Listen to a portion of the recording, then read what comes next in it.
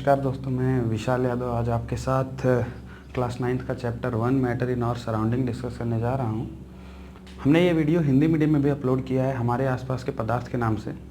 जो बच्चा हिंदी मीडियम में पढ़ना चाहता है वो हिंदी मीडियम में भी पढ़ सकता है, और हाल फिलहाल मैं इसको इंग्लिश मीडियम में पढ़ाने जा रहा हूँ। आइए स्टार्ट करते हैं इस चैप्टर को, मैटर इन और सराउंडिंग। तो ये इतनी सारी चीज़ें हैं जो अपने को इस चैप्टर में पढ़नी है। सबसे पहली चीज़ है व्हाट इज़ मैटर, फिर what is characteristics of matter, फिर फिलोसोफर्स सेज अबाउट मैटर, वो क्या कहते थे, classification of matter, physical nature of matter, matter are made up of particles, how small this particles of matter are, characteristics of particles of matter, particles of matter have a space between them, and particles of matter are continuously moving, particles of matter attract each other. ये characteristics है particles of matter की।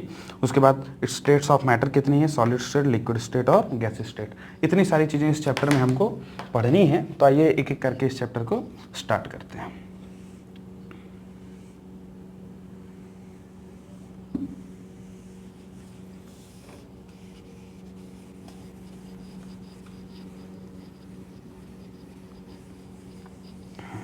चलिए भाई, तो introduction में आपसे दो सवाल पूछता हूँ। वो दो सवाल क्या हैं जी? उन दोनों सवालों के जवाब आपको देने हैं।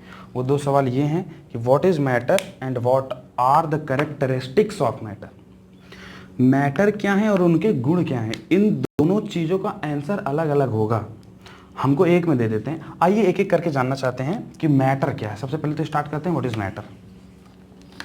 तो मैं आपको बता दूं, आपके आस पास पाई जाने वाली सारी चीज़ें हैं, जैसे ये पेन है, ये मार्कर है, ये चौक है, ये कंघी भी है यहाँ पे, और ये बोर्ड, किताबें वगैरह, जितनी भी सारी चीज़ें हमारे आस पास पाई जा रही हैं वो सारी की सारी चीज़ें किसी न किसी मटेरियल से बनी हुई हैं, किसी न किसी सामग्री से बनी हुई हैं। तो जो भी आस पास की चीज़ें हमारी किसी न किसी मटेरियल से बनी हुई हैं वो सारे मटेरियल मैटर कहलाते हैं जी। जो मटेरियल से ये मार्कर बना, किससे बना? प्लास्टिक से। वो प्लास्टिक क्या है? मैटर है। और उस प्लास्टिक से बनने के बाद ये जो मार्कर आज हमारे हाथ में दिख रहा है ये भी क्या है? एक मैटर है। तो ये बात हम समझ गए मैटर क्या है। मिक्सअप नहीं करना है चीज़ों को। अब ये समझते हैं कि मैटर के कैरेक्टरिस्टिक्स क्या हैं। What is characteristics of matter. इस चीज़ को समझने का प्रयास करते हैं थोड़ा, कि भाई मैटर के कैरेक्टरिस्टिक्स क्या हैं। इस चीज़ को हम प्रयास करते हैं। देखो, हम आपसे पूछें कि आपके क्या गुण हैं, तो आप कहोगे यार मैं बहुत अच्छा लड़का हूँ, थोड़ा मोटा हूँ, खाता पीता ज़्यादा हूँ, और ऐसे ऐसे आप अपने गुण बताओगे। तो जो गुण होते हैं वो पार्टिकल यानी कि मैटर को पहचानने में काम आते हैं। गुण से आप क्या पहचानोगे? कैरेक्टरिस्टिक्स से आप क्या पहचानोगे? किसी बंदे को पहचानोगे। वैसे जब हम कैरेक्टरिस्टिक्स की बात करते हैं मैटर की, तो इस कैरेक्टरिस्टिक्स से हम मैटर को पहचानेंगे। मतलब अगर मैं आपको ये गुण बता दूं तो आप जान जाओगे कि अगर किसी में ये गुण पाया जाता है तो वो क्या होंगे? मैटर होंगे। ऐसे दो गुण हमको बताए जाते हैं। पहला है कि दे हैव सम मास। जो भी मैटर होगा उनके पास कुछ ना कुछ मास होगा। दूसरी बात जो हमको बताई जाती है कि they have some specific volume. ये बातें हैं। तो दो की दोनों बातें मैटर के पास होना जरूरी। देखिए, ये इसकी कैरेक्टरिस्टिक्स हैं। स्पेसिफिक वॉल्यूम और मास का पाया जाना इस मैटर की कैरेक्टरिस्टिक्स हैं। इनके वजह से मैटर है। अगर मतलब ये मैटर में पाई जाती हैं तो ये मैटर है। अगर कोई आपसे पूछे कि मैटर क्या है तो आप ये मत बताने लगना कि जिसके पास मास होता है, स्पेसिफिक वॉल्यूम होता है, वो मैटर होता है। ना जी ना। जिस मैटर क्या है? हर वो चीज किसी ना किसी मटेरियल से बनी होती है। वो मटेरियल्स क्या हैं? मैटर हैं। मैटर की कैरेक्टरिस्टिक्स क्या है? उसके पास कुछ मास होता है, कुछ वॉल्यूम होता है। दोनों चीज में अंतर है। ये बात आप समझ गए। आइए हमने तीसरा पॉइंट जो हम लिखे थे कि what philosophers says about matter, उस चीज के बारे में थोड़ा डिस्कशन कर लेते हैं। क्या चीज? क्या चीज? What philosophers says about matter. इस चीज को थोड़ा देख लेते हैं।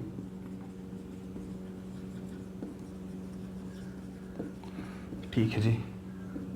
अब ये फिलोसोफर लोग कौन है यार? ये वो लोग हैं जो देखते हैं उसके बाद कुछ ना कुछ कह देते हैं। तो ये क्या करते हैं? जैसे आपने आर्किमिडीज साहब का नाम सुना होगा, वो फिलोसफर्स थे। फिलोसफर क्या करते हैं, किसी चीज़ को ऑब्जर्व करते हैं कि हाँ ये ऐसे हो रहा है, ऐसे हो रहा है, ऐसे हो रहा है, और ऑब्जर्व करने के बाद वो 2 3 4 चीज़ 10 20 चीज़ के बारे में देखते हैं कि क्या वो ऑब्जर्वेशन वैसा ही सारी चीज़ों में है, और वो उसको एक कंक्लूजन दे देते हैं। तो ऐसे ही फिलोसोफर्स ने जब मैटर के बारे में कुछ कहा, तो मैटर को भी सारी चीज़ों को देखा उन्होंने कि क्या क्या सारी चीज़ें हैं, उसके बाद उन्होंने एक कंक्लूजन दिया। वो कंक्लूजन क्या था, उन्होंने कहा अगर कोई भी मैटर इस धरती पे है तो वो केवल न केवल 5 चीज़ों से मिलके बना होगा, छठी चीज़ ऐसी कोई नहीं है जो उन मैटर को बना सके। उन 5 चीज़ों को मिला के हम कहते हैं पंचतत्व। हमने नहीं, फिलोसफर साहब ने कहा पंचतत्व। ये पंचतत्व, ये किसने बताया, फिलोसफर्स ने। फिलोसफर्स ने क्या कहा कि कोई भी मैटर है वो केवल 5 चीज़ों से मिलकर बना होगा, जिसको हम पंचतत्व कहते हैं। उस पंचतत्व में क्या क्या आते थे, अपने आते थे अर्थ और स्काई, विंड, वाटर और जी फायर। ये वो 5 पंचतत्व थे जिससे मिलके अपना मैटर बना होता था। समझ गए जी, ठीक है जी, इतना बात हम समझ गए। अब इस बात पे दोनों फिलोसफर्स ने अपनी ठप्पा लगा दिया। कौन कौन से, भारत के जो फिलोसफर्स थे, इंडियन फिलोसफर्स, उन्होंने तो लगा ही दिया, और ग्रीक फिलोसफर्स थे, उन्होंने भी ये मोहर लगा दी कि ये जो 5 पंचतत्व हैं इन्हें से मिलकर कोई ना कोई मैटर बना होगा। तो फिलोसफर्स ने क्या कहा मैटर के बारे में, वो चीज़ हम समझ गए। अब आइए ये देख लेते हैं कि मैटर्स, अब लोगों की उत्सुकता बढ़ी। अब तो मॉडर्न जमाने में आ गए, लोग उत्सुक हो जाते हैं तुरंत तुरंत। तो हमारी भी उत्सुकता बढ़ी, लोगों की उत्सुकता बढ़ी ये जानने में कि यार मैटर के अंदर क्या क्या चीज़ होता है, क्या क्या कैसे कैसे हमने मैटर को बांटा, कैसे कैसे हम देख सकते हैं मैटर को। मैटर तो इतने सारे हैं ना, उतने सारे मैटर को कैसे समझा जा सके, उसके लिए मैटर का क्लासिफिकेशन किया गया। क्या किया जी, क्या किया गया जी, मैटर का क्लासिफिकेशन। ये क्लासिफिकेशन 2 चीज़ों पे बेस्ड था। पहली चीज़ थी अपनी फिजिकल प्रॉपर्टीज, जिस पे ये बेस था मैटर के क्लासिफिकेशन। वो 2 चीज़ें थी, पहली चीज़ थी अपनी फिजिकल प्रॉपर्टी, और जो दूसरी चीज़ थी वो थी केमिकल नेचर। केमिकल नेचर, हाँ जी। तो ये 2 चीज़ें थी जिस पे अपना मैटर का क्लासिफिकेशन बेस्ड था। आपकी एनसीईआरटी ने इतना ही लिखा है, लेकिन मैं और भी कुछ बता देता हूँ कि इसके अंदर अंदर और क्या आता है। तो फिजिकल प्रॉपर्टी के बेस पे मैटर 3 चीज़ों में कैटेगराइज किया गया, अपना सॉलिड, लिक्विड और अपना गैस। वहीं जो केमिकल नेचर था उसके बेसिस पे भी मैटर को 2 भागों में बांटा गया, एक प्योर, एक मिक्सचर। प्योर के भी 2 पार्ट किए, एलिमेंट्स और कंपाउंड। ऐसे अपने मिक्सचर के भी 2 पार्ट, होमोजेनियस मिक्सचर और हेटेरोजेनियस मिक्सचर। आपकी एनसीईआरटी ने केवल इतना सा बताया कि अपने मैटर जो होते हैं वो 2 चीज़ों के बेसिस क्लासिफाई किए गए हैं, केमिकल नेचर और फिजिकल प्रॉपर्टी के बेसिस पे। लेकिन मैं आपको इतना सारा बता दिया, लेकिन इतना पढ़ाना नहीं है 9th के लेवल पे। 9th के लेवल पे हमको केवल ये फिजिकल प्रॉपर्टी वाला पढ़ाना है, केमिकल नेचर वाला हमको पढ़ना नहीं है। तो हम सॉलिड, लिक्विड और गैस के बारे में पढ़ेंगे, जबकि एलिमेंट्स, कंपाउंड, होमोजेनियस और हेटेरोजेनियस को आगे पढ़ेंगे। तो सॉलिड, लिक्विड और गैस के बारे में पढ़ना हम चालू करते हैं जी। आइए थोड़ा इसको मिटा दें हम।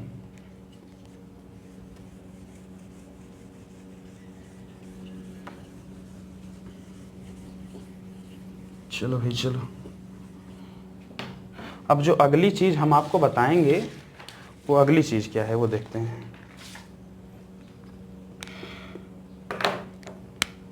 सेकंड चीज़, अब हम पढ़ने जा रहे हैं फिजिकल नेचर ऑफ मैटर, माने कि मैटर का फिजिकल नेचर कैसा है, तो उसको देखते हैं। मुझे कहा गया कि वो जो सामने लड़का खड़ा है उसका थोड़ा फिजिकल नेचर, फिजिकल अपीयरेंस बता के बताओ मुझको, माने वो दिखता कैसे है, क्या काम है उसके। तो हमने कहा यार वो उसके पास 2 हाथ हैं, 2 पैर हैं, 1 नाक है, 2 आंखें, 1 मुंह है, बाल है, ऐसी उसकी फिजिकल अपीयरेंस है। तो जब हमसे कहा गया कि अच्छा ये बताओ मैटर की फिजिकल नेचर कैसी है, तो हमने क्या कहा कि जब हमारी फिजिकल नेचर के बारे में पूछा गया तो हमने ये बताया कि हम किन किन चीज़ों से मिलकर पूरी शरीर बनती है। तो ऐसे ही जब हमको पूछा गया कि मैटर की फिजिकल नेचर कैसी होगी, तो हमको क्या बताना था, हमको ये बताना था कि मैटर की फिजिकल अपीयरेंस किन किन चीज़ों से मिलकर बनी है। तो हमको जो पहला फिजिकल नेचर में बताया गया कि matters are made up of particles. जैसे हम हाथ पैर से बने होते हैं, वैसे ही मैटर किस चीज से बना होता है, पार्टिकल्स से मिलके बना होता है। और इसको सिद्ध करने के लिए एक एक्सपेरिमेंट भी किया गया। वो एक्सपेरिमेंट क्या था वो भी आप सुन लें। हमने क्या किया, ग्लास लिया, ग्लास में पानी भर दिया और उस पानी में मिला दिया नमक। पानी में क्या मिला दिया, पहले ग्लास लिया, ग्लास में पानी में मिला दिया हमने नमक। ये लो जी, ये लो, नमक मिला दिया। नमक आके ये नीचे बैठ गया। अब ये बैठे हुए नमक को हमने क्या कर दिया, ऐसे ऐसे ऐसे ऐसे मिक्स कर दिया। मिक्स होने के बाद अब यही नमक पूरी तरह से इस पानी में मिक्स हो गया। ये नमक जो बैठा हुआ था ये जाके पानी के पार्टिकल्स के बीच बीच में ऐसे मिक्सअप हो गया।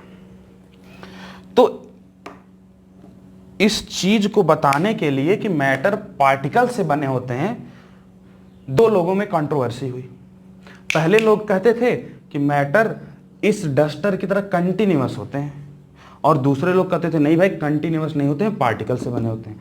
लेकिन जब हमने ये प्रैक्टिकल किया, ये उदाहरण दिया, तो हमको ये समझ में आ गया कि यार अगर मैटर पार्टिकल से ना बन के इन डस्टर्स की तरह कंटिन्यूअस होते तो कभी वो पार्टिकल की तरह बीच बीच में आ ही नहीं पाते। अगर वो घुले हैं, वो डिसॉल्व हुए हैं, इसका मतलब है कि किसी न किसी भी मैटर के पार्टिकल्स जो होते हैं, मैटर जो होते हैं, वो पार्टिकल से बने होते हैं। क्योंकि अगर वो डिसॉल्व हुए हैं तो वो कंटिन्यूअस तो नहीं हो सकते। इतनी बात तो हमको समझ में आ गई। तो एक बात हम समझ गए यार कि अगर वो डिसॉल्व हुए हैं तो वो कंटिन्यूअस नहीं हो सकते, इसका मतलब पार्टिकल से बने होंगे। तो ये बातें हम समझ गए कि matter of made up of particles. अब जो दूसरी बात आती है कि how small these particles are, मतलब जो भी पार्टिकल से मिलके बने हैं वो कितने छोटे होते हैं। तो दूसरी बात हम ये देख लेते हैं, क्या कि how small these particles are. ये बातें हमको देखनी है कि ये पार्टिकल कितने छोटे। इसके लिए भी हमने एक एक्सपेरिमेंट किया। हमने लिया ये डिब्बा, ग्लास, कई सारे ग्लास लिए,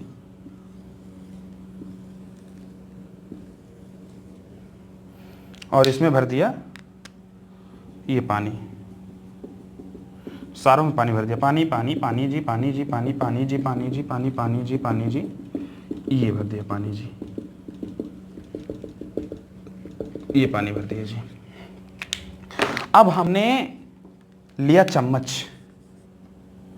इस चम्मच से इस वाले पानी में हमने डाल दिया क्रिस्टल्स ऑफ KMnO4। हमने 3 क्रिस्टल डाले। किसके डाले, KMnO4 के 3 क्रिस्टल।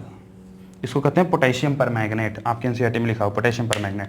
तो हमने पोटेशियम परमैंगनेट KMnO4 के 3 क्रिस्टल डाल दिए ये पानी में। जो पानी पहले नेचुरल कलर में था, इस KMnO4 के क्रिस्टल के पड़ने के बाद अब ये डार्किश पिंक कलर का हो जाता है।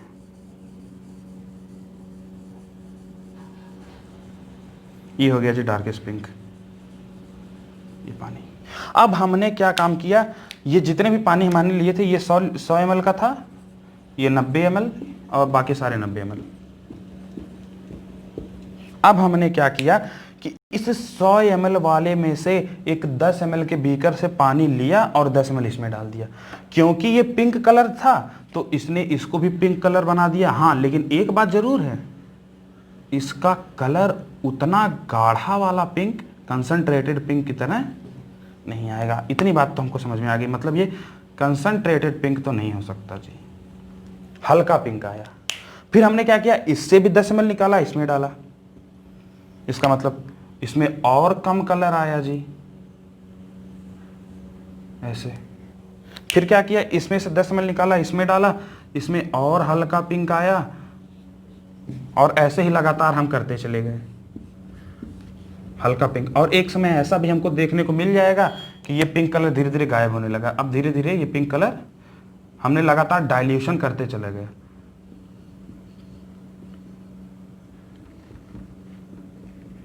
एक बात सोचो यार, हमने KMnO4 के 3 क्रिस्टल डाले थे, उसने एक बार तो गाढ़ा कर दिया, लेकिन लगातार डाइल्यूशन करने के बाद भी हमको पिंक कलर का थोड़ा बहुत प्रभाव तो मिल ही रहा है। सोचो, हमने 7 से 8 बार ये प्रक्रिया कर दी, ये प्रोसेस रिपीट कर दिया, लेकिन फिर भी हमको ये पिंक कलर जो मिल रहा था वो लगातार मिलता चला जा रहा है। इसका मतलब क्या है? इसका मतलब जो 3 क्रिस्टल ऑफ KMnO4 हमने डाला था उसमें केवल 3 क्रिस्टल नहीं थे, उन 3 क्रिस्टलों में इतने पार्टिकल्स थे कि ये सोच पाना बहुत मुश्किल बात है। इतनी सी बात तो हमको समझ में आ गई कि कोई भी मैटर है, जैसे 3 क्रिस्टल्स थे KMnO4 के, उस मैटर में बहुत सारे पार्टिकल्स होते हैं और वो पार्टिकल्स बहुत छोटे छोटे होते हैं। इसी वजह से लगातार डाइल्यूट करने के बाद भी हमको पिंक कलर का थोड़ा बहुत प्रभाव मिलता जाता है। इतनी बात हम समझ गए। मतलब 2 कैरेक्टरिस्टिक्स जो हमको समझानी थी आपको कि मैटर जो होते हैं वो पार्टिकल्स से मिलकर बने होते हैं और ये पार्टिकल्स स्मॉलर पार्टिकल्स होते हैं, ये बात हम और आप समझ गए। आइए अगली चीज समझते हैं।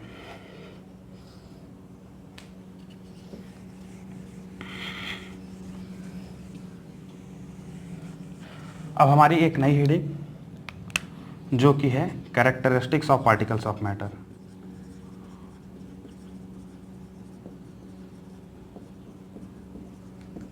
ये लो जी, characteristics of particles of matter.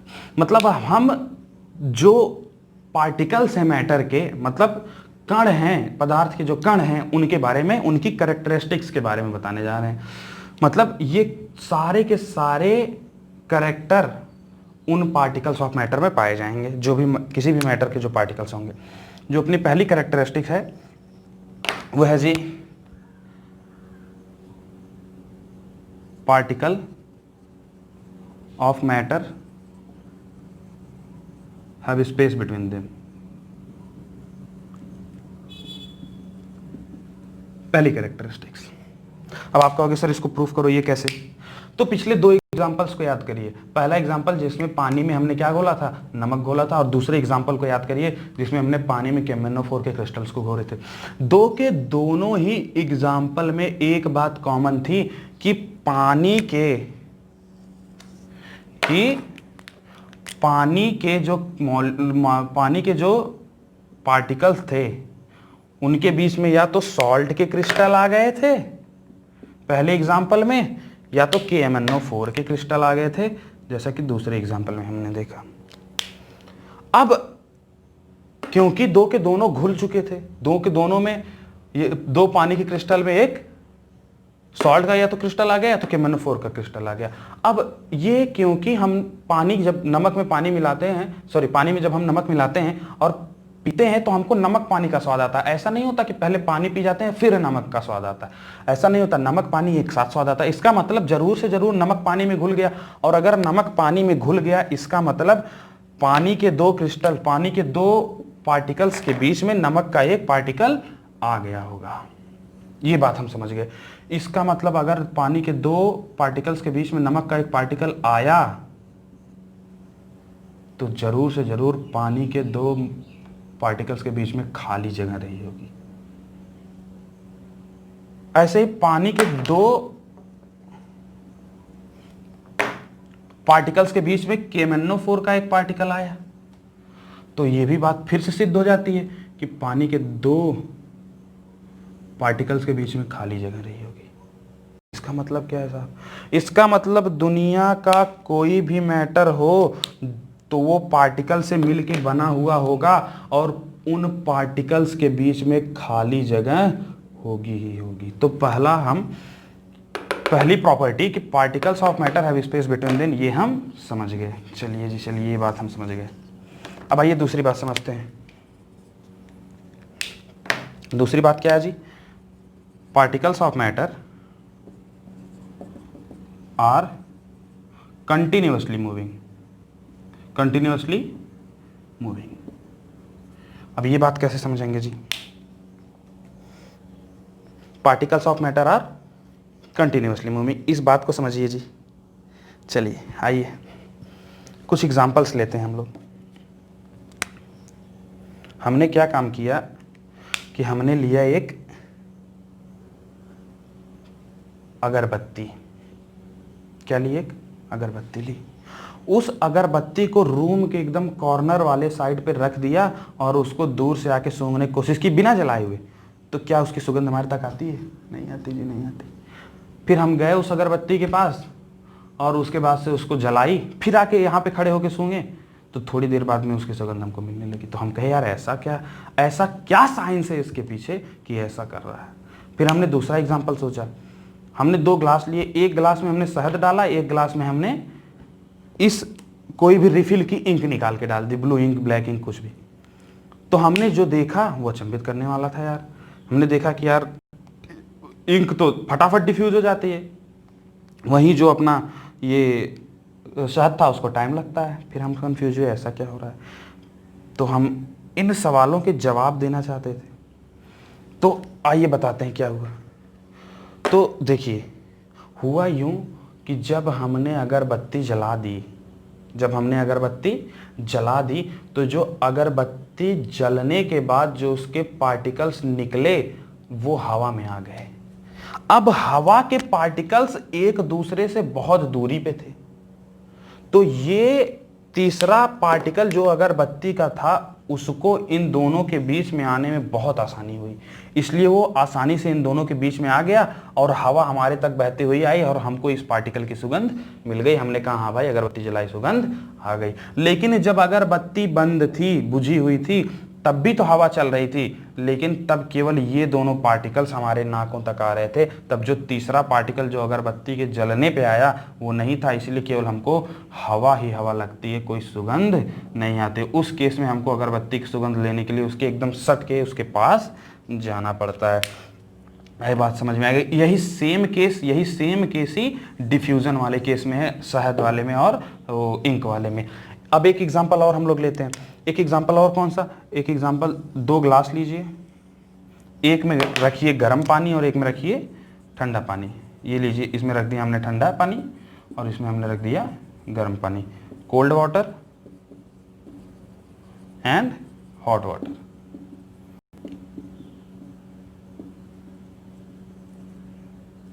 ठीक है जी। ये हॉट वाटर आया कैसे? हमने इसको गर्म करके लाया, हॉट वाटर का कंडीशन। इन दोनों एग्जांपल्स में आपको क्या समझाना चाह रहा हूं? इन दोनों एग्जांपल्स में एक बात समझाना चाह रहा हूं। अब आप एक काम करें, इसमें थोड़ा नमक मिला दें, दो के दोनों में। चिम्मच लिया, चिम्मच में रख दिया नमक और नमक को यूं मिला दिया। ये लो जी, नमक को मिलाया, दो के दोनों में नमक आके बैठ गया, दो के दोनों में नमक आके बैठ गया। ऐसा नहीं है कि जिसको हमने गर्म नहीं किया वो घुलेगा नहीं, समय लगेगा लेकिन वो भी उस पानी में घुल जाएगा। लेकिन जो गर्म किया जा रहा है वो जल्दी घुल जाएगा, जो गर्म किया जा रहा है वो जल्दी घुल जाएगा। ऐसा क्यों? ऐसा इसलिए कि किसी भी मैटर के जो पार्टिकल्स होते हैं ना, जैसे मान लो ये वाटर के पार्टिकल है ना, ये वाटर के पार्टिकल हैं, तो वाटर के जो पार्टिकल्स हैं, किसी भी मैटर के जो पार्टिकल्स होते हैं वो लगातार मूव करते रहते हैं।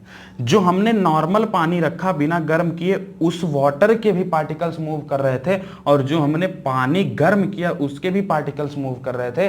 लेकिन क्योंकि हमने इनको गर्म कर दिया, तो क्योंकि वो मूव कर रहे थे तो उनके पास पहले से ही काइनेटिक एनर्जी थी, और गर्म करने के बाद उनकी काइनेटिक एनर्जी बढ़ जाती है और अब उनकी मूवमेंट, उन पार्टिकल्स की मूवमेंट तेज हो जाती है। क्योंकि यहाँ पे पार्टिकल की मूवमेंट तेज हो गई और यहाँ पे पार्टिकल की मूवमेंट नॉर्मल ही रही, इसी वजह से ये वाला पानी में नमक जल्दी घुल जाता है, इस वाले पानी में नमक आराम से घुलता है। अब हमने क्या किया, इसको हाथ से घोल दिया, हाथ से घोल दिया। जब तक ये गर्म हो के पानी, इसमें हमने गर्मी नीचे से गैस लगा दी, पानी गर्म होकर नमक में मिल गया, और इसको हमने हाथ से घुमा दिया। अब दो के दोनों में नमक पानी में घुल गया, लेकिन यहाँ पे हमने हाथ से घुमाया और यहाँ पे हमने गर्म करके लाया, तो दो के दोनों में पानी में नमक घुल गया। अब पानी में नमक का घुलने का क्या मतलब है? ये दो पानी के कण और उसके बीच में ये एक नमक के कण। ऐसे यहाँ पे भी हुआ होगा, घुलने के बाद चाहो गर्मी से घोलो चाहो जैसे घोलो, घुलने के बाद तो वही स्टेट आ जाएगी, ये दो पानी के कण, उसके बीच में ये एक नमक के कण। तो दोनों की दोनों स्टेट में तो वही बात है। फिर अंतर क्या है दोनों में? इसको भी उतना ही समय लगा, इसको भी उतना समय लगा। मैं बताता हूं अंतर क्या है। अंतर क्या है सुनिएगा। अंतर ये है कि यहाँ पे हमने ये जो स्टेट है, पानी के दो पार्टिकल्स के बीच में नमक का एक पार्टिकल, जो हमने ये स्टेट अचीव की है यहाँ पे, वो हमने फिजिकली अटेन की है। मतलब उसमें हमारा योगदान है, अपने आप ये स्टेट अचीव नहीं हो गई। एक सेकंड, मार्कर गिर गया मेरा। हाँ, तो मैं आपसे कह रहा था कि इन दोनों के दोनों में अंतर क्या है। तो यहां पे पानी के दो पार्टिकल के बीच में नमक का एक पार्टिकल, ये हमने फिजिकली लाया है, इसमें हमारा योगदान है। लेकिन यहां पे पानी के दो पार्टिकल के बीच में नमक का एक पार्टिकल अपने आप आया है। हमने एक बार उसको हिट करके छोड़ दिया, फिर पानी के दो पार्टिकल के बीच में नमक का एक पार्टिकल अपने आप आ गया। इन दोनों में अंतर यह है कि जब ऐसी स्टेट अपने आप आ जाए तो इसको डिफ्यूजन बोलते हैं। क्या बोलते हैं? डिफ्यूजन। बहुत ही शानदार चीज मैं आपको बताया हूं। और जब इसको हम लाए हों तो इसको डिसॉल्व होना बोलते हैं। क्या बोलते हैं? डिसॉल्व होना। अंतर समझे कि डिसॉल्व और डिफ्यूजन में अंतर क्या है। डिफ्यूजन में भी दो पार्टिकल के बीच में तीसरा पार्टिकल आएगा, डिसॉल्व में भी दो पार्टिकल के बीच में तीसरा पार्टिकल आएगा। लेकिन डिसॉल्व होने के केस में हमने ये काम किया होगा, और डिफ्यूजन में ये अपने आप जो मैटर था, जो पार्टिकल्स थे, उन्होंने अपने आप अचीव कर लिया होगा। ये बात होती है। तो ये कैरेक्टरिस्टिक्स भी हम समझ गए कि particles of matter are continuously moving, और हीट करने पे ये मूवमेंट और तेज हो जाती है, यानी कि काइनेटिक एनर्जी और तेज हो जाती है। और जब आप हीट कर दोगे तो हीट करने के बाद ये स्टेट जल्दी आ जाती है। इसलिए हम लोग कहते हैं कि हीट करने पे डिफ्यूजन जल्दी अचीव हो जाती है। एक नमक पानी को नॉर्मल रख दो, फिर भी नमक के बीच में पानी के बीच में नमक का कण आ जाएगा, वो भी डिफ्यूजन है। लेकिन उसको गर्म कर दो, वो भी डिफ्यूजन है। अब गर्म करने पे ये डिफ्यूजन जल्दी हो जाता है। ये भी हमारी एनसीईआरटी की एक लाइन है जो कहती है कि the rate of diffusion increases on increase temperature. चलो, तो दो कैरेक्टरिस्टिक्स हमने डिस्कस कर ली। Particles of matter have space between them, particles of matter are continuously moving.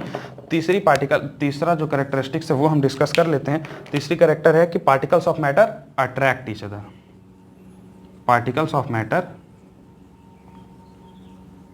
Attract each other. इस बात को समझते हैं। अट्रैक्ट, ये क्या लगा, ट्रैक्टर लिख दिया मैंने, अट्रैक्ट ईच अदर। इस चीज को थोड़ा समझने की कोशिश करते हैं। आइए, 5 दोस्त आप लोग हो जाओ। यार बहुत दोस्ती आप लोगों में, तो आप एक काम करो, अपने 5 दोस्तों को इकट्ठा करो और घर में बुलाओ, पार्टी वार्टी करो, खाना पीना खाओ। कहो कि उसके बाद एक मेरे कहने से एक काम करो।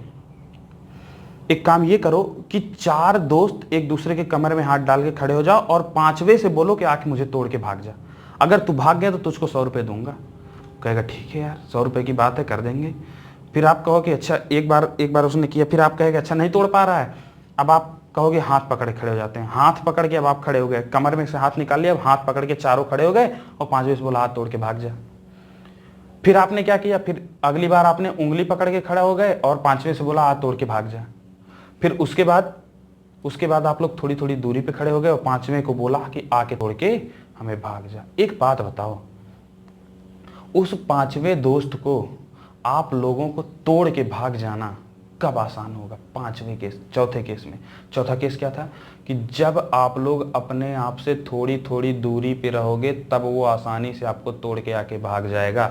और सबसे मुश्किल से कब तोड़ेगा? जब आप लोग कमर में हाथ डाल के खड़े रहोगे, तब वो सबसे मुश्किल से तोड़ पाएगा। इसका मतलब अगर आप एक पार्टिकल हो किसी मैटर के, तो आप जितने पास पास पार्टिकल रहेंगे, दूसरे पार्टिकल को उनके बीच में आना उतना ही मुश्किल होगा। और जब तक 2 पार्टिकल के बीच में तीसरा पार्टिकल नहीं आएगा, तब तक हम डिसॉल्व होना और डिफ्यूज होने की बात नहीं कर पाएंगे। इसका मतलब अगर 2 पार्टिकल्स बहुत ज्यादा अट्रैक्टेड हैं एक दूसरे की तरफ और बहुत नजदीक हैं, तो उस केस में डिफ्यूजन आसानी से नहीं हो पाएगा। वहीं अगर 2 पार्टिकल्स एक दूसरे से बहुत दूर हैं और उस समय तीसरा पार्टिकल को आने को कहा जाए तो आसानी से आ जाएगा, डिफ्यूजन आसानी से हो जाएगा। यही वजह है कि सॉलिड में डिफ्यूजन मुश्किल होता है, वहीं गैस में आसान। तो डिफ्यूजन की अगर हम लोग ऑर्डर की बात कर लें तो सबसे ज़्यादा गैस में डिफ्यूजन होता है, उसके बाद लिक्विड में डिफ्यूजन होता है, उसके बाद सॉलिड में डिफ्यूजन होता है। क्यों? क्योंकि गैस के पार्टिकल सबसे ज़्यादा दूर, लिक्विड के उसके थोड़ा सा नज़दीक और सॉलिड के एकदम पास पास होते हैं। इसकी वजह से तीसरा पार्टिकल सॉलिड में आ नहीं पाता, लिक्विड में थोड़ी मुश्किल से आता है, गैस में आसानी से आ जाता है। इसी वजह से डिफ्यूजन का ऑर्डर हमें ये मिलता है जी। अब कोई भी पार्टिकल हो, किसी भी मैटर का हो, भले ही वो थोड़ी दूरी पे हो या तो एकदम पास पास हो, अट्रैक्शन तो दोनों में है।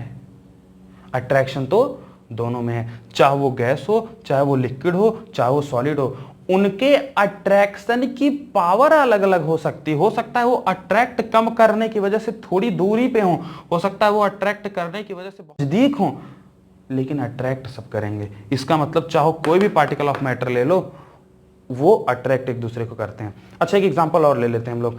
चौक ले लो, प्लास्टिक ले लो और लोहे की कील ले लो, और तीनों को चाहो तोड़ के, चाहो मोड़ के, कैसे भी उनको चूरा करो, तो आपको किसको चूरा करने में ज्यादा समय लगेगा? जाहिर सी बात है लोहे की कील को। और सबसे आसानी से कौन तोड़ जाएगा? चौक। इसका मतलब है तो तीन के तीनों सॉलिड। फिर चौक को तोड़ने में आसानी क्यों?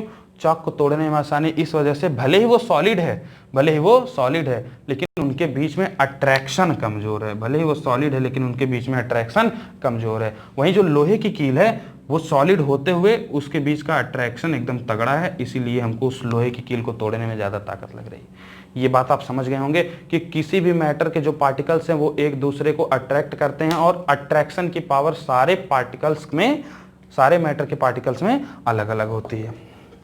चलिए जी, चलिए, ये बात हम समझ गए कि particles of matter attract each other. Characteristics of particles भी हमारी कंप्लीट हो जाती है। यहाँ पे 3 कैरेक्टरिस्टिक्स हमने डिस्कस कर ली। अब आइए एक नई हेडिंग जिसको कहते हैं स्टेट्स ऑफ मैटर। क्या जी? एक नई हेडिंग आएगी हमारी, स्टेट्स ऑफ मैटर। तो अभी हमने आपको बताया था चैप्टर की स्टार्टिंग में कि जो मैटर की स्टेट होती हैं वो 3 टाइप की होती हैं, फिजिकल प्रॉपर्टी के बेसिस पे, सॉलिड, लिक्विड और गैस। तो हम इस चैप्टर में उसी की स्टडी करने वाले हैं। तो हम सबसे पहले जो स्टार्ट करने जा रहे हैं वो है सॉलिड स्टेट। इसको हिंदी में बोलते हैं ठोस अवस्था। तो सॉलिड स्टेट स्टार्ट करने जा रहे हैं। तो हम 3 के तीनों स्टेट में कुछ कॉमन चीजें करेंगे। सबसे पहले हम देखेंगे कि उनके कैरेक्टरिस्टिक्स क्या हैं, उसके बाद उनका जो डिफ्यूजन वाला प्रोसेस है वो कैसे होगा, ये देखेंगे। और उसके अलावा तीनों में कुछ अलग होगा तो वो आपको बता दिया जाएगा।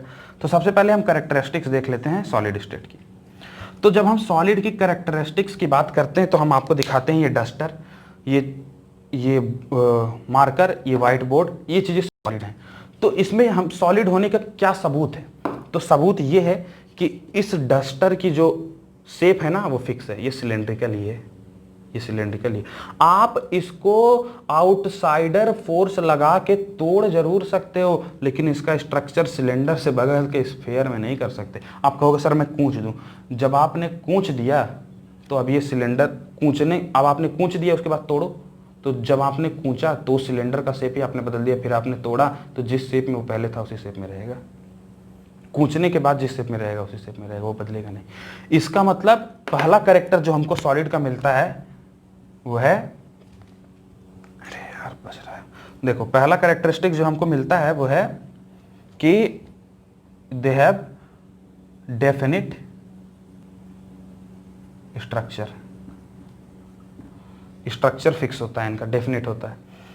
और दूसरी कैरेक्टर की जो हम बात करते हैं वो होती है, ये अगर मार्कर 2 मीटर का है ना, तो अगर मैं इसको बोर्ड पे रख दूं, जमीन पे रख दूं, किसी कंटेनर में रख दूं, कहीं भी रख दूं, ये 2 सेंटीमीटर का ही रहेगा। अगर 5 सेंटीमीटर का है तो 5 सेंटीमीटर। इसका मतलब इसके पास डेफिनिट बाउंड्री है।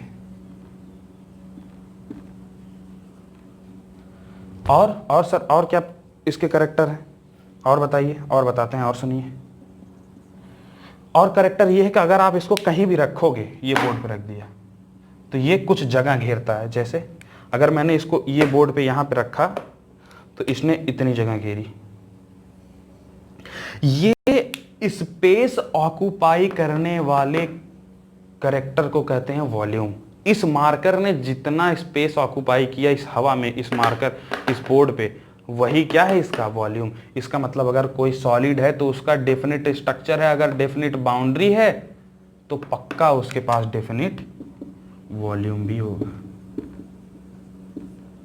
तो कोई आपसे पूछे बताइए सॉलिड कौन, जिसके पास स्ट्रक्चर डेफिनिट हो, बाउंड्री हो और वॉल्यूम हो, वो क्या है? एक सॉलिड है। आ जाइए जी, कौन लोग सॉलिड होते हैं? तो यही लोग सॉलिड होते हैं जिसके पास ये तीन के तीनों गुण पाए जाते हैं, कैरेक्टर्स पाए जाते हैं। अब ये तो हमने समझ लिया वाटर कैरेक्टरिस्टिक्स ऑफ सॉलिड। अब एक चीज और समझनी है हमको कि डिफ्यूजन का इस पे क्या होता है, इस पे डिफ्यूजन का क्या होता है। हमने आपको डिफ्यूजन और डिसॉल्व होने में अंतर बता दिया है। तो अब ये समझ लेते हैं कि सॉलिड में डिफ्यूजन का क्या होता है। एक बात मैं आपको बता दूं, क्योंकि सॉलिड के पार्टिकल्स एक दूसरे के बहुत पास होते हैं, इसलिए तीसरे वाले पार्टिकल को आने के लिए जो जगह होती है वो बहुत कम होती है। इसी वजह से सॉलिड में डिफ्यूजन की रेट कम होती है। मैं ये कह रहा हूँ रेट कम होती है, इसका मतलब ये नहीं जीरो होती है। ऐसा नहीं कि सॉलिड में डिफ्यूजन हो नहीं सकता, मुश्किल है पर हो सकता है। अब क्योंकि सॉलिड में जगह कम है इसलिए डिफ्यूजन की रेट कम मिलेगी। माने अगर हम डिफ्यूजन की रेट जनरल तरीके से बात करें बिना लिक्विड और गैस पढ़े, तो हमारे दिमाग में आता है कि यार जिसमें जगह ज़्यादा होगी उसमें डिफ्यूजन का रेट ज़्यादा होगा। इस हिसाब तो गैस में सबसे ज़्यादा होगा, लिक्विड में सबसे ज़्यादा, लिक्विड में उससे कम और सॉलिड में सबसे कम। जी हाँ, बिल्कुल सही आप सोच रहे हैं, आपकी सोच एकदम सही है। तो सॉलिड की डिफ्यूजन की रेट बहुत कम होती है, ऐसा नहीं है कि जीरो होगी, ये बात हम समझ गए। तो एक क्वेश्चन और बनता है कि यार अगर हम आउटसाइडर फोर्स लगाते हैं तो सॉलिड का शेप बदल सकता है, शेप चेंज हो जाता है? नहीं जी, शेप नहीं चेंज होता उसका आउटसाइडर फोर्स लगाने। वो टूट सकती है, फूट सकती है, लेकिन अपनी शेप नहीं बदलेगी। इसको चाहो जैसे तोड़ दो, ये सिलेंडर अगर पहले है ना तो सिलेंडर रहेगी, तोड़ने से पहले जो शेप थी तोड़ने के बाद भी उसी शेप में रहेगी। आपने कहा कि मैं इसको कूच के तोड़ूंगा, तो कूचो तो फ्लैट कर दिया, तो जब तोड़ोगे तो भी फ्लैट ही रहेगा। ये बात आप समझ जाओ। तो सॉलिड कभी अपनी शेप चेंज नहीं करता, वो बाहरी बल लगाने से टूट जरूर सकता है। तो सॉलिड स्टेट हमने कर लिया कवर। अब हम आ रहे हैं सेकंड स्टेट जो है लिक्विड स्टेट। लिक्विड स्टेट जी, इसमें भी सबसे पहली चीज हम पढ़ते हैं कैरेक्टरिस्टिक्स ऑफ लिक्विड स्टेट। तो कैरेक्टरिस्टिक्स क्या है भैया लिक्विड स्टेट के, वो भी समझ लेते हैं। हमने वहां पे कहा था डेफिनेट स्ट्रक्चर होता है। अब यार लिक्विड का तो क्या ही स्ट्रक्चर की बात करें हम, लिक्विड के तो क्या स्ट्रक्चर की बात करें, इसका मतलब इसके पास डेफिनेट स्ट्रक्चर तो होगा नहीं। और अगर हम वॉल्यूम की बात करते हैं, वॉल्यूम की, तो वॉल्यूम की जब हम बात करेंगे तो कैसे करेंगे? लिक्विड कौन कौन हो सकता है? दूध हो सकता है, पानी हो सकता है, तेल हो सकता है और तमाम सारी चीजें। तो लिक्विड जो होता है उसको किसी भी आप कंटेनर में डालेंगे तो वो जो लिक्विड होता है वो उस कंटेनर का शेप ले लेगा। इसका मतलब क्या? इसका मतलब ये है कि लिक्विड का जो वॉल्यूम होता है वो उस कंटेनर का होता है जिसमें वो रखा जाता है। इसका मतलब लिक्विड के पास वॉल्यूम तो होता है। और वॉल्यूम कैसे? अगर वो 5 लीटर दूध आप गिलास में रखोगे तो भी वो उतना ही रहेगा, भगोने में रखोगे तो भी इतना ही रहेगा, कुकर में रखोगे तो भी उतना रहेगा। इसका मतलब वॉल्यूम फिक्स होता है पर स्ट्रक्चर फिक्स नहीं होता है। ये तो हो गई हमारी लिक्विड की कैरेक्टरिस्टिक्स की बात। अब आ जाते हैं डिफ्यूजन के बारे में बात करते हैं। What is rate of diffusion in liquids? Diffusion, तो जो डिफ्यूजन की बात हम कर रहे हैं लिक्विड स्टेट में, वो डिफ्यूजन क्या है? तो क्योंकि लिक्विड में सॉलिड से ज्यादा स्पेस होता है दो पार्टिकल्स के बीच में, इसीलिए लिक्विड में डिफ्यूजन की रेट सॉलिड से ज्यादा होगी। लेकिन ऑब्वियस सी बात है गैस से कम होगी, क्योंकि गैस में दो पार्टिकल्स के बीच में जगह लिक्विड से भी ज्यादा होती है। तो ये तो हम समझ गए, लिक्विड में डिफ्यूजन का रेट सॉलिड से ज्यादा होगा और गैस से कम होगा। ये बात हम समझ गए जी। और एक बात और है, हम लिक्विड में सॉलिड को डिसॉल्व कर सकते हैं, डिफ्यूज भी करवा सकते हैं। कैसे? लिक्विड में हमने डाल दिया, जैसे पानी में डाल दिया नमक, तो पानी में नमक घुल गया, इसका मतलब पानी में नमक डिसॉल्व हो सकता है। और क्या पानी में गैस डिसॉल्व हो सकती है? तो मेरा जवाब है हाँ जी, हाँ हो सकती है। कैसे? जो एनिमल्स समुद्र के अंदर है, नदियों के अंदर है, उनको भी तो ऑक्सीजन की जरूरत होती है, वो भी तो एनिमल हैं, उनको भी तो ऑक्सीजन चाहिए। तो वो ऑक्सीजन कहाँ से पाएंगे? ऑक्सीजन तो हवा में है। तो जो एयर की ऑक्सीजन है वो उस वाटर में जहाँ पे वो रहते हैं उसमें डिसॉल्व हो जाती है। अब उस नदी में वो ऑक्सीजन डिसॉल्व हो गई, और डिसॉल्व होने के बाद उन प्राणियों के पास एक स्पेशल चीज होती है जिसको कहते हैं गिल्स। वो उन गिल्स के द्वारा उस डिसॉल्व ऑक्सीजन को ले लेते हैं, मिश्रित ऑक्सीजन को अपने अंदर ले लेते हैं। यही कारण है कि वो जीवित रह पाते हैं। इसका मतलब डिसॉल्व ऑक्सीजन अगर उन्होंने लिया तो पानी में ऑक्सीजन घुल गई, यानी कि पानी में गैस भी घुल सकती है। तो जब हम डिफ्यूजन की बात करते हैं तो लिक्विड में सॉलिड और गैस दोनों का डिफ्यूजन पॉसिबल है और दोनों को डिसॉल्व करना पॉसिबल है, दोनों ही डिसॉल्व हो सकते हैं। तो ये बात हम लिक्विड के बारे में समझ गए और लिक्विड स्टेट में हमको इतनी ही चीज़ें पढ़नी है। चलिए आइए अब आ जाते हैं गैसियस स्टेट पे। तीसरी स्टेट है अपनी गैसियस स्टेट, और यही सबसे अच्छी, मतलब सबसे ज़्यादा इंटरसेलुलर स्पेस वाली अगर कोई स्टेट है तो गैसियस स्टेट ही है।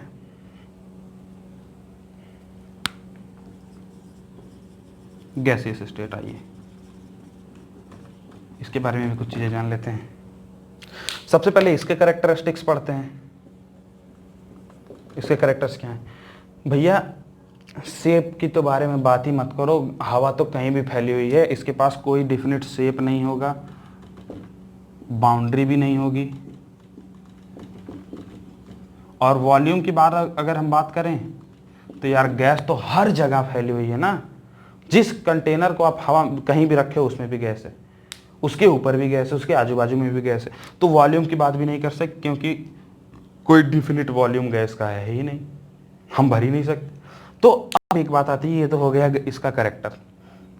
अब कुछ अच्छी बातें हम कर लेते हैं कि आपके घरों में कुछ चीज़ें इस्तेमाल होती हैं जिसका नाम है LPG, और कारों में इस्तेमाल होती हैं CNG। इसका फुल फॉर्म है लिक्विफाइड पेट्रोलियम गैस, और ये हो गई आपकी कंप्रेस्ड नेचुरल गैस। दो के दोनों कंप्रेशन से भरे जाते हैं। अब एक बात सोचो, गैस का वॉल्यूम तो अनलिमिटेड है ना यार, फिर उसको अनलिमिटेड वॉल्यूम वाली चीज को एक लिमिटेड सिलेंडर में भरना, लिमिटेड वॉल्यूम वाले सिलेंडर में भरना कैसे पॉसिबल है? वो पॉसिबल हो पाता है कंप्रेशन के द्वारा। कैसे पॉसिबल हो पाता है?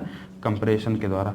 हम बहुत सारा कंप्रेशन करके प्रेशर बढ़ा देते हैं, बहुत सारा कंप्रेशन करके हम प्रेशर बढ़ा देते हैं, इसी वजह से वो सारी की सारी गैसें एक छोटे वॉल्यूम वाले सिलेंडर में भरा पाती हैं। सोचो उनका इतना ज़्यादा वॉल्यूम, और जिस कंटेनर में वो स्टोर किए जा रहे हैं उनका वॉल्यूम कितना कम है। तो इस वजह से हमको ये कंप्रेस करके उसमें स्टोर कर देना पड़ता है ताकि हाई प्रेशर में रहे और तुरंत ढक्कन खुलने पे वो गैस बाहर निकले। और उसी की वजह से हमारा LPG और CNG यूज होता है। कैसे? कंप्रेशन पे। तो अगर कंप्रेशन की बात करते हैं हम सॉलिड, लिक्विड और गैस में, तो हम एक चीज बोलते हैं कि what is the order of compression of solid, liquid और गैस। फिर हमको पता चलता है यार कि जिसमें जगह सबसे ज्यादा है वो आसानी से कंप्रेस हो जाएगी, जिसमें जगह सबसे कम है वो मुश्किल से कंप्रेस होगी। तो सॉलिड का कंप्रेशन सबसे मुश्किल होता है, वहीं गैस का कंप्रेशन सबसे आसान होता है। तो हम फिर से बात कर लेते हैं, जो गैस है वो सबसे आसानी से कंप्रेस हो जाएगी, उसके बाद अपना लिक्विड, उसके बाद अपना सॉलिड। ये तो हो गया ऑर्डर। फिर एक बात ये सर, जो स्पंज होता है, स्पंज वो तो सॉलिड होता है, फिर उसको कंप्रेस करना इतना आसान क्यों होता है? उसको कंप्रेस करना आसान इस वजह से होता है क्योंकि स्पंज के बीच बीच में हमने खुद छेद कर रखे हैं। है तो वो सॉलिड, लेकिन उसके बीच में हमने खुद छेद कर रखे हैं। अब हमने खुद छेद कर रखे हैं तो उसके बीच में है क्या? हवा, हवा, हवा। अब वो हवा है तो उन हवा के पार्टिकल्स के बीच में तो जगह है ना। इस वजह से जब हम कंप्रेस करते हैं तो वो हवा के पार्टिकल कंप्रेस हो जाते हैं और हवा निकल जाती है। एक बार आप स्पंज को पूरी तरह से कंप्रेस करके हवा निकाल दो, उसके बाद आप कंप्रेस करो, वो कंप्रेस नहीं होगा। इसका मतलब जब तक हवा है तभी तक कंप्रेशन होगा। इसका मतलब हवा का कंप्रेशन तो आसान है पर सॉलिड का मुश्किल। यही कारण है कि स्पंज में कंप्रेशन हो जाता है, क्योंकि हम जब कंप्रेस करते हैं तो वो हवा कंप्रेस होती है, ना कि वो सॉलिड। ठीक है, और वो हवा रिलीज हो जाती है उसी के चलते। तो ये कंप्रेशन का ऑर्डर हो गया। और CNG और LPG में कंप्रेशन होता है, ये बात भी हम समझ गए। अब एक बात आती है डिफ्यूजन का ऑर्डर। वो तो मैंने आपको पहले ही बता दिया कि जिसमें सबसे ज़्यादा स्पेस उसमें सबसे ज़्यादा डिफ्यूजन। इसका मतलब सेम ही ऑर्डर डिफ्यूजन का भी रहेगा। कंप्रेशन एंड डिफ्यूजन दोनों का ऑर्डर ही सेम रहेगा। ये बात भी हम समझ गए साहब, आ जाइए। ये बात भी हम समझ गए। एक चीज़ और हमारे पास आती है। क्या चीज़ आती है? Movement ability. Movement ability, movement ability क्या है? किसी भी मैटर के जो पार्टिकल्स हैं वो कितनी तेजी से मूव करते हैं, वही कहलाती है उनकी मूवमेंट एबिलिटी। अब आप तीन सिचुएशन हमें इमेजिन करिए। एक सिचुएशन खूब भीड़ भाड़ इलाका है, अचानक से वहाँ पे भगदड़ मच जाती है। और एक है, एक दो चार लोग लाइन में लगा के खड़े हैं, उसमें अचानक से भागने को हुआ तो लोग भाग लेते हैं। और एक है आप हो, आपके दोस्त दो लोग हैं, दोनों भागने का प्रयास कर रहे हैं। आप खुद बताइए कौन सी सिचुएशन में आप भागना सबसे आसान होगा। जिस सिचुएशन में लोगों की भीड़ ज़्यादा होगी वहाँ पे भागना मुश्किल होगा। मतलब जहाँ पे इंटरसेलुलर स्पेस कम होगा वहाँ पे भागना मुश्किल होगा।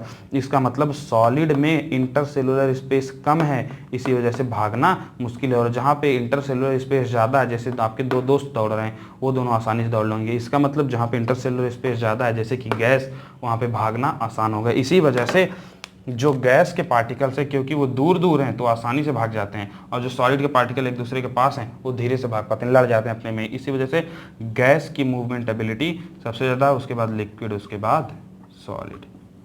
तो जी समझ गए हम, गैस की भी मूवमेंट एबिलिटी समझ गए, कंप्रेशन का भी ऑर्डर समझ गए, डिफ्यूजन का भी ऑर्डर समझ गए, उसके बाद गैस के कैरेक्टर्स भी समझ गए, एलपीजी और सीएनजी में कंप्रेशन क्यों किया जाता है ये बात भी हम समझ गए। तो इतनी सारी बातें हम समझ गए, और कुछ और बातें समझ लेते हैं। ये इतनी सारी बातें हमारी हो गई, हमारे स्टेट सारे कवर हो गए। अब हम जो चीज़ पढ़ने जा रहे हैं वो है अपनी डेंसिटी। क्या चीज़ भैया? डेंसिटी। डेंसिटी क्या होती है साहब? डेंसिटी होती है मास डिवाइडेड बाय वॉल्यूम। अगर मुझे पूछा जाए कि बताइए किसी चीज़ की डेंसिटी, किसकी डेंसिटी ज़्यादा है, तो आप क्या बताओगे? किसी पार्टिकल का मास जितना ज़्यादा होगा और वॉल्यूम जितना कम होगा, डेंसिटी उतनी ज़्यादा होगी। समझाता हूँ। ये है 2, ये है बाई 1, और यहाँ पे वही 2 है लेकिन बाई है 0.5। 0.5 मतलब 0.5 का मतलब होता है 1/2। तो 2/1/2, ये ऊपर मल्टीप्लाई हो जाएगा तो आंसर आ जाएगा 4। इसका मतलब डिनोमिनेटर जितना कम वैल्यू उतना ज्यादा। यहां पे वैल्यू क्या आती है? 2। डिनोमिनेटर जितना कम वैल्यू उतना ज्यादा। और न्यूमरेटर की बात कर लेते हैं हम लोग, न्यूमरेटर का भी एक एग्जांपल ले लेते हैं। एक बात तो हम समझ गए कि डिनोमिनेटर जितना कम वैल्यू उतनी ज्यादा।